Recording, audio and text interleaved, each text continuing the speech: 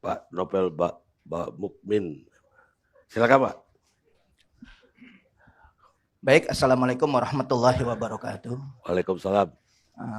Yang terhormat yang hadir di sini, yang luar biasa, punya semangat, kebersamaan, persatuan yang sama-sama saya yakin ini untuk membangun bangsa.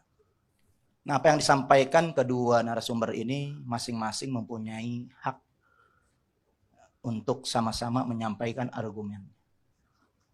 Kedua-duanya ini semuanya harus disatukan oleh ideologi yang sama, yaitu Pancasila. Pancasila ini menyatukan kita semua dan harus kita jaga, harus kita rawat. Dan Pancasila ini juga yang berketuhanan yang Maha Esa ini menjadi sumber hukum. Salah satu sumber hukum dan persamaan dimanapun untuk dipersatukan. Jadi kita harus juga menjunjung nilai-nilai keadilan di dalam Pancasila, kemanusiaan yang adil dan beradab itu kita harus jaga juga. Pasal-pasal yang ada harus bermuara kepada ketuhanan yang Maha Esa. Begitupun budaya harus diatur dengan ketuhanan yang Maha Esa. Nah, kesempatan ini saya melihat ada ketidakadilan yang sudah terjadi sangat lama. Dan keadilan ini sangat mahal, sangat langka.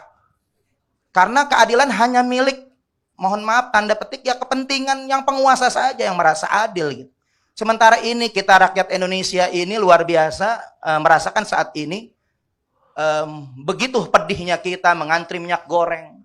Kemudian juga begitu pedihnya kita harus segala sesuatunya dengan BPJS.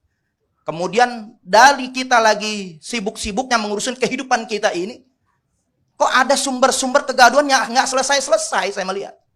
Karena mohon maaf, urusan penistaan agama, dugaan penistaan agama nggak mesti yang nggak paham agama ataupun di luar agama Islam.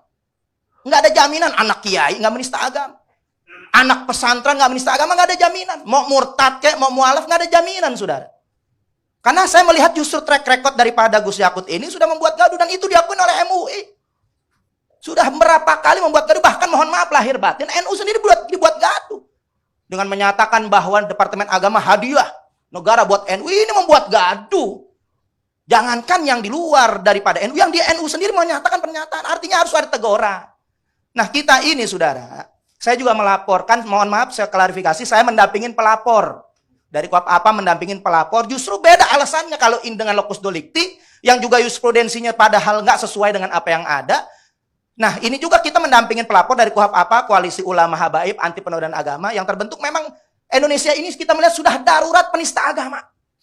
Sudah jauh daripada keadilan yang nggak selesai-selesai dari tahun 2016. Ketika saya orang yang pertama melaporkan Ahok itu nggak pernah dipersyaratkan untuk meminta fatwa MUI. Ini yang kemarin kita mendampingin, tahu-tahu kita disuruh untuk datang ke MUI minta fatwa.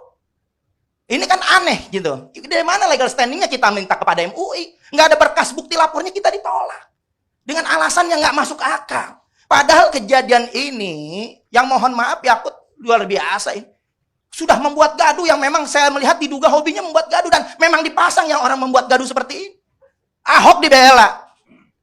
Itu Sunan Kalijaga, sunan-sunan yang lain. Mulia perjuangan pengorbanannya, Ahok diberikan gelar Sunan Kalijodo. Ini sudah membuat gaduh, apa-apaan ini.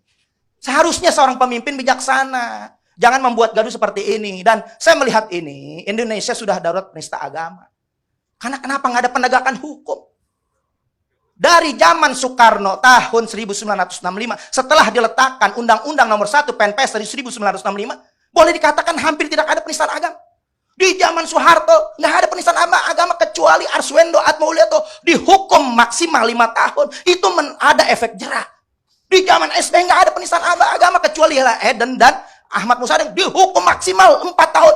Kenapa 4 tahun? Mesti 5 tahun karena taubat. Ahmad Musadik tobat, cuman tidak mengakui syarat Islam. Akhirnya dihukum 4 tahun. Ada efek jerahnya dan dipenjara. Tapi ketika zaman rezim ini luar biasa.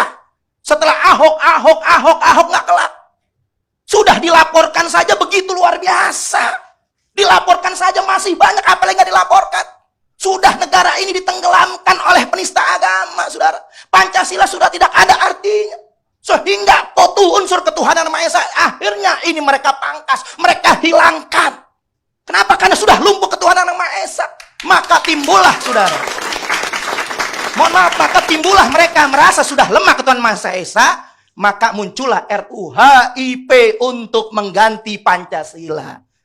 Pancasila ingin diganti ketika itu dengan Trisila. Unsur ketuhanan ditaruh nomor 3. Dengan catatan Tuhan yang berkebudayaan. Kurang lebih seperti itu. Bahkan lebih gila lagi ingin diganti dengan Ekasila. Unsur ketuhanan dibuang menjadi gotong royong. Bahkan lebih gila lagi sudah di RUU-HIP. Dibuang itu yang namanya TAP MPRS nomor 25 tahun 1966. Pelarangan Marxisme, komunisme, Leninisme. Mereka ingin pangkas.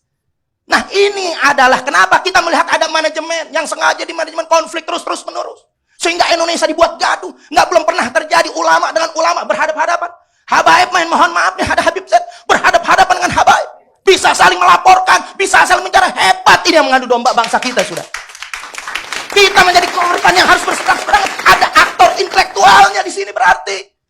Siapa lagi kalau bukan mohon maaf kepentingan oligarki. Kan harus dipersamakan. Ideologi oligarki ini sangat bertentangan dengan Pancasila. Karena oligarki ini dibawa dari kepentingan luar. Dan saya mengutip dari pernyataan Kiai Said Agil Siraj. Jangan ganggu politik Cina. Itu menjadi pegangan saya sudah.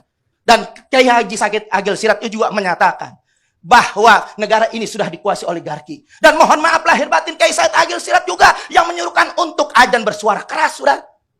Ini jelas yang nyata, saudara. Jadi kita sampai saat ini prihatin. Yang kita di sini sudah terus berhadap-hadapan.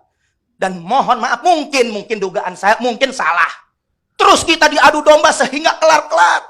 Indonesia menjadi status quo sehingga keributan di mana-mana. Nah, negara darurat belum lagi dilanda pandemi, akhirnya timbul perpanjangan masa jabatan. 2 tahun, kalau perlu 3 periode, karena Indonesia selalu berkonflik, darurat, ini yang luar biasa, nggak selesai-selesai. Maka kegaduhan itu adalah menyerang konstitusi. Kegaduhan itu, saudara, menyerang aturan yang ada. Yang menyerang agama diserang, Pancasila diserang, kemudian juga konstitusi diserang. Di mana konstitusi bisa merampok? Yaitu hak demokrasi bangsa yang harusnya pemilu ini harus diselenggarakan 2024. Tapi dengan kekuasaan yang begitu otoriter, kita dipaksa nanti kemungkinan. Yang mudah-mudahan salah, mudah-mudahan 2024 ini bisa diselenggarakan pemilu. Nggak jadi diperpanjang 2 tahun, nggak jadi sampai 3 periode. Kenapa biar selesai? Kita ini sudah selesai. Saya sudah berkomunikasi dengan manapun untuk rekonsiliasi nasional. Bukan kita nggak ada itikat baik. Kita yang sudah dikorbankan, sudah. Ini rezim yang luar biasa. Baik, Pak. Oke, terima kasih. Wassalamualaikum.